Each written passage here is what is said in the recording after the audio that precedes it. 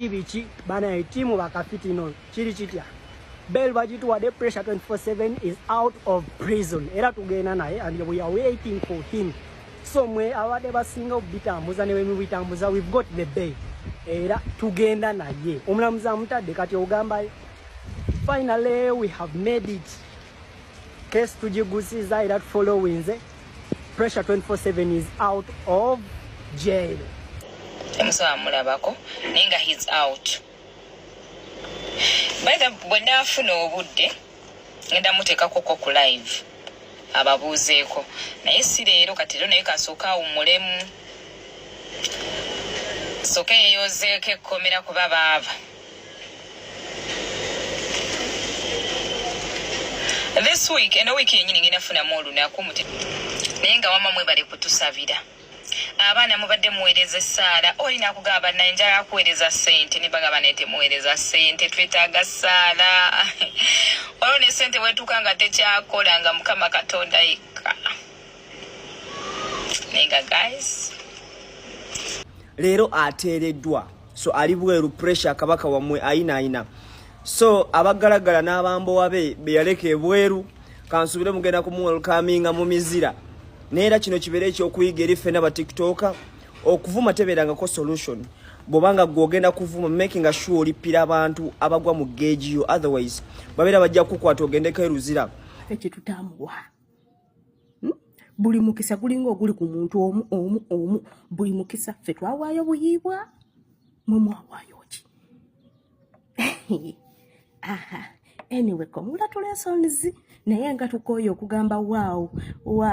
buli kati sana ogamba wow tulinga ambulance banake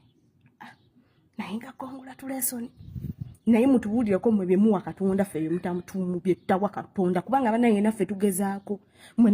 gwe nova mu bwakadaaba n'obeera successful TV ne zikuwa emirimu omwami omulungi omufunye banange banange mwe mwawaaki Katonda ffe bettawa emikolo gyo tugirabye Phoebe ogikoze naye nkulayirira like it or not it will end in tears. Phoebe nze nkubuulira egyo emikolokolo gye weekozesa buli kaseera ng'osoloza ssente mu bakadaama ng'obasabiriza n'okola zi meeting ne bakusondera obwo obulavulavu bwammwe bwe mwekozesa mu magomesa amapangisa agatali nagamu ag'obulango n'ebimakeup eby'obulango wallahi hakubila it is going to end in tears. Atenza ajja kukola ne video no nyini kyenaanise mu gomesi kyewujisiza mukwano it will end in tears. Sigwasoose ate sigwasembyeyo kola omukolo nze toddangamu n'okummanyira bugwasoose mukwano olaba waneno zali abakyusakyusa olowooza gwasoose okuteeka ssente mbasajja olaba waneno zali bonna abatadde naye era abakyusa it ends in tears ate nga ne ssente aziyina sigwasoose okola kubukedde ne bakuwa obusente oteeke mu musajja omusajja ovuga speed omusajja omuvuze speed wuyo kukyala wuyo simanya biki wuyo biki kati ate bwemuvaawo bw'ate embaga oluva mu mbaga ate ozaala ate otukolere baby shower ate birthday bannange totutama oyagala balowooze nti gwe successful mukyala from TikTok ono really ate teri kinnumanga kikazi gwe nti wali kibi kati wenna ofaanana bulungi sebo oliikikako wenna bakubye n'omukolo abawala balungi bali waneno ku TikTok babatulekedde tebifaanana biina naye bannaye olaba ne Phoebe ava ku lujja bannaye baanammwe kyokka walayi tuve mu by'okusaaga olaba Phoebe eyalyanga ebikalakampa by'omu nnyindo wano ku TikTok n'alya ebigumba n'afuwafuwa nekuba bipawuda mu nkwawa olaba bamujja ku lujja Phoebe byonna by'oyitamu teri atayagala biyitamu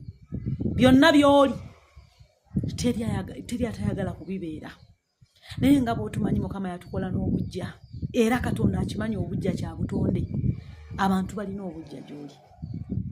muganda wange teri atayagala kusamba lugoye teri atayagala kusula musajja kumuteeka mu maaso g'abazadde maama kulikayo ka maama naffe ku myaka 4 tulina essuubi n'ab'emyaka 5 mubeere n'essuubi kasita onoomala okutegeera ky'oyagala bakyala bannange n'ogamba nti bannange omusajja owange ali kika bwe kiti agakatonda mugulu tugenda kufumba n'emikolo tugenda kugirabako bwe tutaave mu bino obusimanya njagala omusajja alina mmotoka alina ki n'osaba katonda akuleetere olubiriizi lwo akuleetere olubiriizi nyabula baana mmwe tezenkanankana ojja kufumbirwa omusajja mubeere mu muzigo mubeere basanyufu ojja kufumbirwa omusajja katonda wanaaba akusaasidde omusange mu makaage mubeere basanyufu olubiriizi lwakusabirira olubiriizi lwakwagaliza olubiriizi teuli mu kwegeraageranya na mulala